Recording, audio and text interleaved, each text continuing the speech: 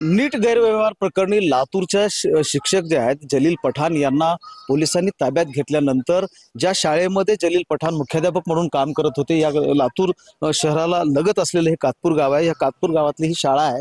ही शाळा देखील शिक्षण विभागानं सील केलेली होती. मुख्याध्यापक म्हणून त्यांचं जे काय दालन आहे त्या दालनामध्ये असलेलं कपाट शिक्षण विभागानं सील केलेलं होतं. ज्यांनी हे कपाट सील केलं किंवा जी कागदपत्रे आहेत ती सील केलेली आहेत. आपण जलील पठाण यांचं जे दालन आहे किंवा कक्ष जो आहे मुख्याध्यापकाचा तो सील केला होता. कक्ष नाही सील केलं.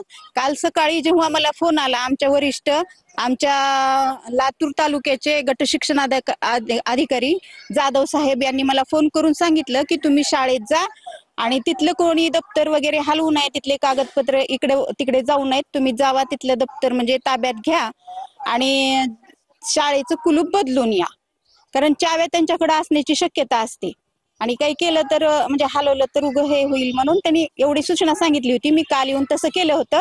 सील वगैरे नव्हतं केलं, फक्त कुलूप बदलून गेले होते शाळेचं. महेंद्र जोंधळे, TV9 मराठी, लातूर.